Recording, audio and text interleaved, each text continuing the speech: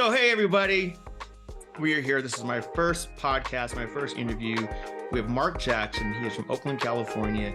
He's an award-winning author, philanthropist, entrepreneur, everything. We want to hear your story, and let's get into it. Let's get into In the Moment.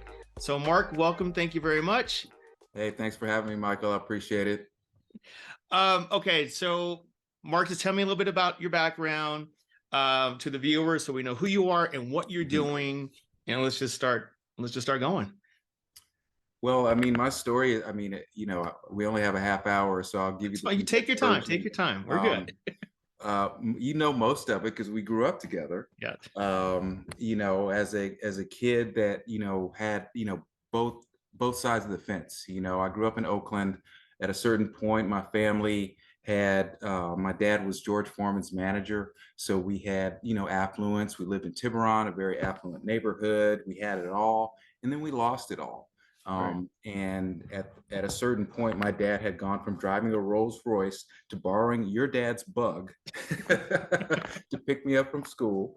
And he lived, we slept on a mattress on a floor in East Oakland on 73rd, where he lived with his brother. And it really gave me an early indication that in life, nothing is permanent, right? Things are always changing, good things, bad things. And you just have to be prepared for what's next, both good and bad. And also accepting both, I think, is really important, because that's part of the process of life. Is you're going to have these ups and downs, highs and lows. And at the end of the day, hopefully you are more enlightened and you're thriving in your own life. Yeah, absolutely. I mean, I think that's touching that you talked about your dad was the manager for George Foreman. We got the new George Foreman movie coming out, et cetera. But it does show, and again, you and I kind of grew up in a time where there were no cell phones yet, none of this media, none of this whatever. And I do kind of liken it, because I was the only child, to kind of fend for myself, and I know you did the same. And I think our upbringing kind of had to, especially growing up in Oakland, kind of showing, all right, so some tough love, the street love, and how do you rise above that? So tell me a little bit more about your journey and your story, and to get into, because you're doing something incredible right now, which I think is amazing, and I want the viewers to hear that. But take us through a little bit more of who you are and what you're about. Well, again, I think that early impression of seeing both sides created this kind of cycle in my life where I would have a taste of both. I really would, as you say, as an only child, I mostly raised myself. I was somewhat of a latchkey kid. My mom had her own business, so she was never home. I was raised on, frozen dinners, not even like the hungry man dinners. Like I was raised on banquet dinners with the dried turkey slice. And I had to learn how to cook for myself. I caught the bus from the age of eight years old, AC Transit.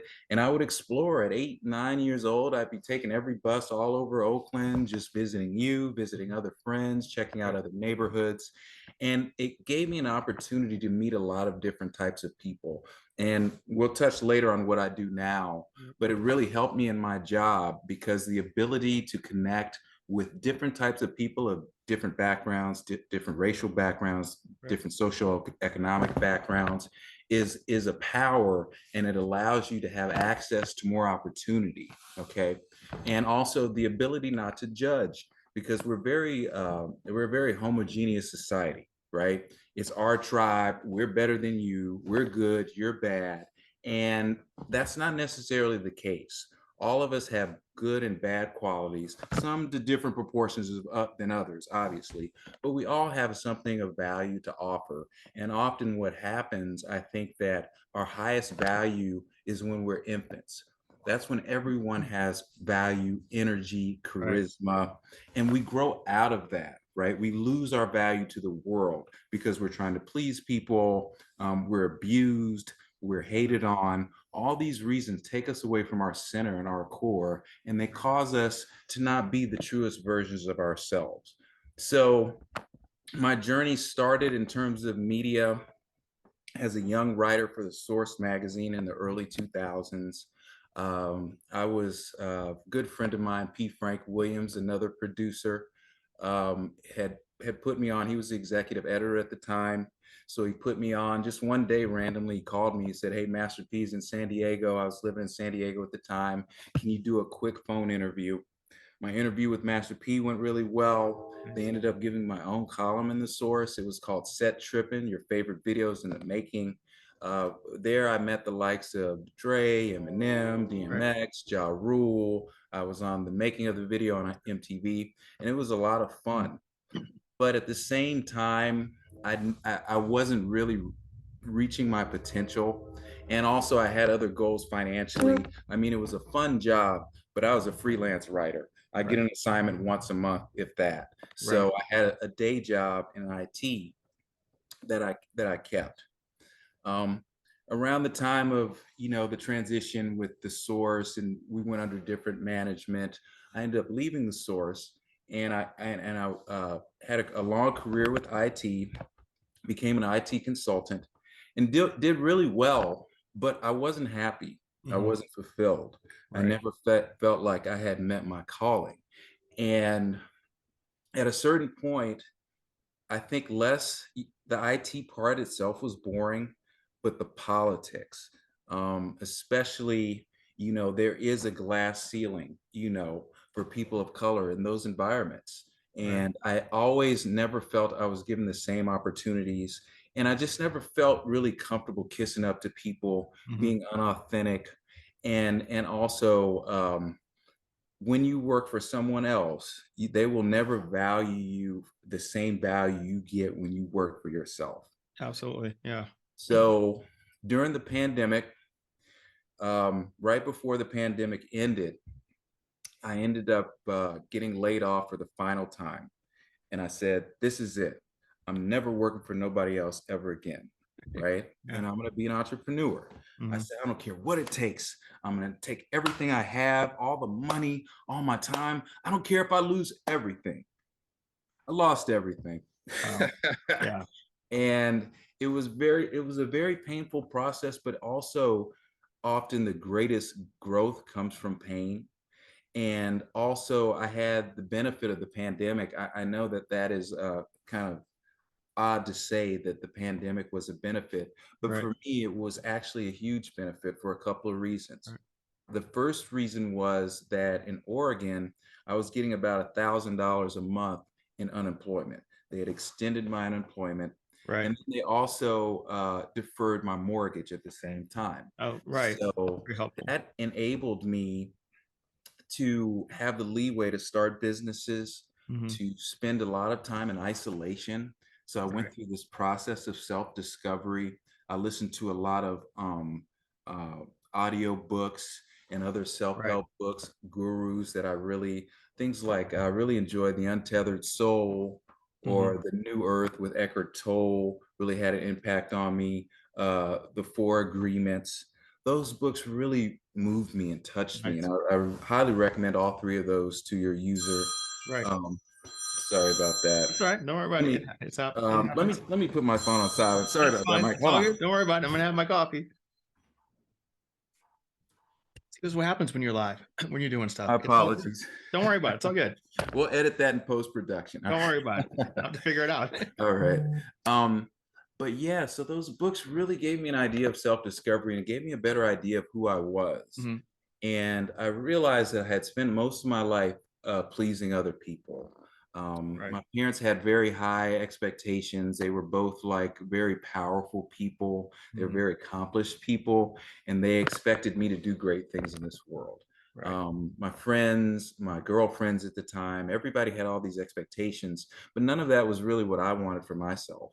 Right. I'm a more artistic person, Mhm. creative person, and an empathic person. So I wanted to help people, entertain people, be my own boss. All these types of things came to the forefront. So at the end of the pandemic, and as I mentioned, these cycles of ups and downs, I didn't want to talk about how the time after, right before the source, I had been homeless.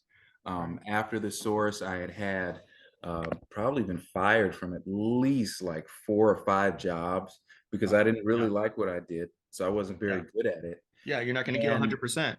and all of these, adulations. I'd have these highs, these lows. I'd have all of these things. Mhm. And it finally came to a head last year. And you had come over here, I think a couple of months ago, we Right, talked about this, right. where I had gone completely broke. I had three failed businesses during the pandemic. I had my only hope was to move in with a girlfriend and Mhm. rent my home on Airbnb. That was going pretty good. I had a Right, home in Oregon. I was making a few bucks. right. Then the Airbnb had a rat infestation, Uh, right? I had a notice for foreclosure. I was months behind on all rent, maxed all credit cards. I wow. had really was driving Uber 12 Mhm. hours a day just to barely get by and make my minimum payments Right. 7 days a week, 12 hours a day. I drove Uber for about 3 to 4 months. Wow. Finally, I had an epiphany. An ex-girlfriend had been a veterinarian, Mhm. and she had developed lupus and was unable to practice well in a clinical setting. She was very shaky. Right. She was in a great deal of pain constantly. Oh my gosh. And she told me that her exit plan was to do in-home euthanasia for pets, Wow. and that it was a very marketable. People love their Mhm. pets, Right. and people, you know, it's almost the new kid that pet people are not Mhm. having children as much. They're Yeah, having pets instead. for sure. So I just on a whim decided that if I were able to do pet euthanasia, if I were to Mhm. meet with some vets and talk to them and convince them that they wanted to work with me, not Right. for me, but I work with my partner vets, Mhm. and that there would be an opportunity to help a lot of families in the Bay Area that need this service. A Wow. lot of pets are stressed Mhm. going to the vet. It's very traumatizing for the families as well. It's a Right. very hard moment. So I felt it would be better for them to do it in the peace of their own home, with their loved ones around, Nice. and with that type of support Mhm. and oftentimes the worst day of their lives. Right. So I partnered with the vets. I was able to get a few on board. We started doing euthanasias. Things started doing really well, but I always noticed that the cremation guy would come along, Mhm. and it seemed like, there was a need for cremation as well, Wow. because after the pets obviously had deceased, Right. that people wanted those remains back in the form of ashes.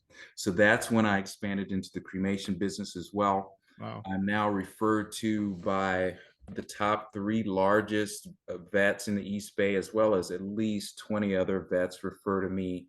We're trusted by um, Oakland Animal Service, which is kind of the SPCA, Wow. the dog pound here. We're their Yeah. top referrer. We just got back from the dog pound. Oh my gosh. And in one short year, Mhm. we've become the largest pet hospice in the East Bay of the Bay Area. Wow. That's amazing. So it is truly a Yeah. rags to riches story. It's a high sense of gratitude. Mhm. Um, I'm living my dreams. I never thought that I would be doing the great things that I'm doing. And the most important thing that I found about this whole experience is that it's not just about making an income. Mhm. Okay. Helping people is such a powerful gift, and it creates such energy and Yes. karma that Right. comes back. I help people every day, and every day for the first time in my life, people tell me, "You're such a wonderful person. What you're Wow. doing is so great. We are so grateful for you." That's And that's amazing. something I've Yeah. never heard in my whole life, from my friends, my family, not Wow. every day, maybe once a year, Right. on Christmas or something, but every single day, the level of gratitude and reverence I get from people. And it just goes to show that when you really do what you're supposed to do, what Mhm. you're meant to do, what you're called to do, that you will be the best version of yourself. And I'm Yeah. living proof of that. That's amazing. I mean, first off, I commend you because I think it's amazing when I saw you a few months ago and you told me about this, like, wow, I've never really heard of that, because again, and I'm a rather new pet owner, so this is kind of new information. And it's like, oh yeah, you don't think about it. It's like, oh, la di da. But again, like anything of life, life ends. And for those people who do love their pets, just like a child, you do want to have that memory and that opportunity to still be connected. In the fact that you're able now to do something peaceful at home, almost like hospice, which is incredible. Again, I'm rather new to the animal, parent world, but understanding that, a lot of people, especially the elderly, whoever have had a pet for a long time, that's a lot. And to do it at home, which I think is beautiful. And then also to say, okay, well now, thank you. Because I was there one day and some people were picking up the ashes and you put them in really nice decorative boxes. I mean, whatever it is that they want. I just feel like that's another step of the compassion, of the Right. empathy, and just being supportive. Mhm. And, so I commend you for that. But I also love what you Thank you. talked about. And it's something I tell people too, in the sense of, yes, COVID was terrible and a lot of people died. I'm so sorry for that. But I also feel it's probably the best blessing, because it was a wake Right. up call to a lot of Right. people, Hmm. myself included, because I started to reevaluate what's important in the same thing. What I want to be doing, who do I Right. want to work for, or who do I want to work with? Hmm. And Yeah. that was a big step, because I think, you and I are a little bit older. We've come to a point like, okay, yeah, my time is worth something. And who do I want to work with? Who do I want to collaborate with? And I Right. think that's great that you were able to, even at your lowest point, take that moment, have that self-reflection, and kind of take a risk to do something that's probably outside of your comfort zone. This wasn't something, listen, writing from the source to IT to this is a big, Yeah. Yeah. a big Well, leap. that's absolutely true. And I think that, the best thing about doing this kind of makes me feel like anything's possible, Right. because I remember about a year ago, a bird, no, it was literally a sparrow, had flown into my window in Oregon. And I was deathly afraid of dead things, right? Hmm. Wow. And it sat on my porch for half the day as I stared at it. Right. And I, I almost called my girlfriend to come get it for me. And I said, I can't do that. I'll lose all, macho respect for myself. I have to, you know, give Right. myself the Yeah. courage to get out there. And Hmm. it took me about a half hour to get the rake and Right. Right. finally Right. kind of like this, kind of scoop it up and put it in the trash. And I've gone from that to Hmm. now handling 150-pound dogs that have been out in the sun for 2 and 3 days, Wow. and just putting a mask on, and Right. it's just, part of the Right. job. Oh my gosh, that's amazing. Now, so okay, you're saying that you're part of the Bay Area, the East Bay. So how far do you go? Like, and is it just you doing this? Do you have other people? Obviously, you can't work 7 days a week doing this. So how do you find a time? What's your expansion of this? And also, how do you recoup and kind of recharge yourself? Do you know what I Right. That's a great point. Well, my company is Restful Pets, therestfulpets.com. We mean? service the entire Bay Area, San Francisco, I'd say going west to San Francisco. Mhm. The furthest east we go is Concord. The Mhm. furthest north we go is Vallejo. And the furthest south we go is Fremont. So Wow. we Okay. service the entire Bay Area. Right. We're open 7 days a week, 24 hours a day. Wow. And recharging myself is a great point, Mhm. because I worked 200 straight days, 7 days a week. My phone rings day and night. Right. And the best way to recharge is to do something you love, Mhm. right? If I were doing IT for these long hours, day and night like this, I'd be absolutely miserable. Right. But I wake up every day enthusiastically, happy. I Right. enjoy what I do. I love helping families. The families absolutely love our service. Mhm. And that gives me energy in and of itself. Nice. But outside of that, you do have to take time for yourself. Right. No matter how much you enjoy your work, you need some recreation, some time off. Mhm. So some days I just simply don't answer the phone, or maybe I'll take one call in the afternoon after I play golf in the morning or something like that. Right. This past week I went to Coachella. We were Nice. there for 3 to 4 days. I don't Nice. know if that was necessary, a little R&R going to Coachella for 4 days. Yeah. So it wasn't necessarily the most peaceful retreat, Mhm. but you do have to have those vacations. And Yeah. also, I felt like when I was at low energy, Hmm. a couple of things: diet, Yes. Yeah. exercise, Hmm. your circle, the people Yeah. around you. The tribe. There's certain people that are extremely draining. Their energy is taxing, right? And it could be that they're very needy. It could be that they're very critical. They could be jealous. They could be undermining you without you knowing it. And by eliminating those people out of your life, Hmm. you'd be amazed how much buoyancy, mental buoyancy you'll have, not Yeah. having the weight of others on your mental. So Yeah. I think those are the primary things I do to keep my Mhm. energy up. Oh, Um, and I love good food. So you put me in front of a nice. delicious plate at a nice restaurant, and I'm a happy camper. I love that. And I think that's great. That is so true. Again, I think during the pandemic, it gave me a chance to reevaluate certain people in my life who I Mhm. work with, even some family, whatever. It's like, okay, I can't have that all the time. Like there has to be that distance. And I had to learn boundaries because Right. you're right. There are some people that just, my God, they always have that dark cloud. It's just like, oh my gosh, is it always something? So me personally, I only take it in spurts.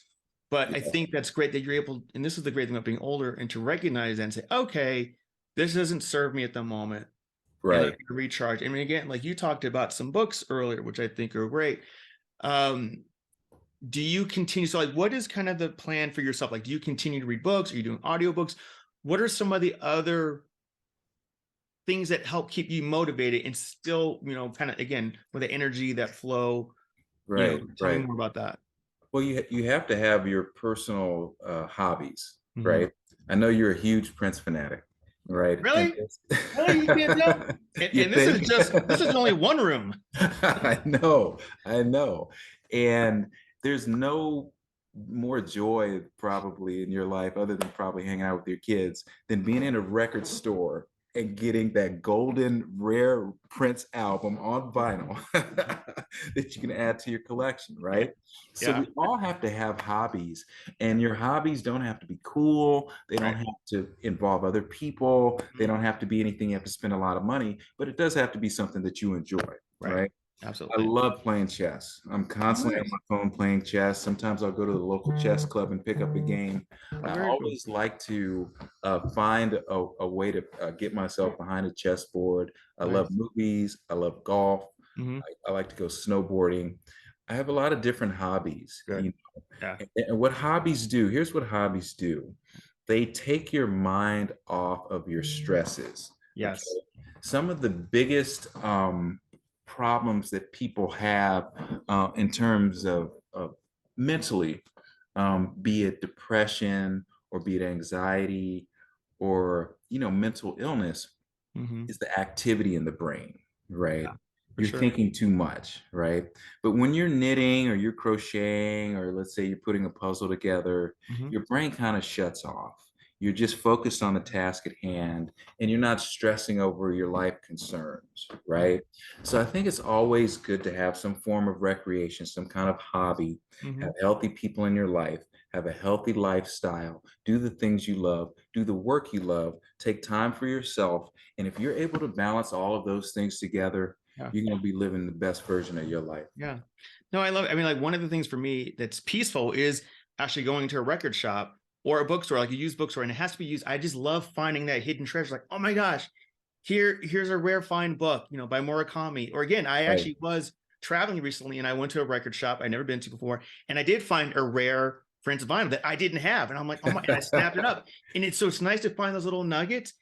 But the funny thing is, I probably have 50 albums here. I still haven't opened. I just buy them and they just Nice. sit here. And I'm like, oh, Yeah, but it's that's the collection. but it's that relaxation. And I don't think of anything.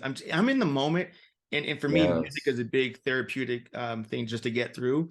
And I Mhm. find that is great. And same thing like you with the same esoteric books that you mentioned. Like I do a lot of audiobooks. So now again, I'm recent dog owner. When I walk my dog in the morning, I put those on and I listen to those for a good 20, 25 minutes just to start my day before Mhm. I get into work, before I start getting to the emails and stuff. And I feel like that just sets the tone. So Right. I think these are all great attributes. We only have a little bit more time, but I just want to continue to say, well, first off, I think it's amazing what you do. Thank you. I think it's incredible. We're going to definitely plug the website, the numbers, everything. Mhm. And what other, I guess, what other tips or something, suggestions or something that you want to give a shout out to the viewers and tell us something else about you? Well, I really want to say that, you know, when you tell a story, people always see the result of the story, right? And people don't see the struggle, right? Mm-hmm. So any of your viewers that are struggling now at the end of their rope, maybe they think that all is lost. I was there last year, right? I was living in a um, studio apartment in downtown Oakland. My other house in Oregon was about to get foreclosed on, Mm-hmm. but I always kept a positive mind frame.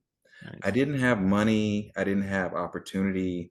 Mm-hmm. I didn't even have an idea how to this vet business was a Hail Mary, honestly.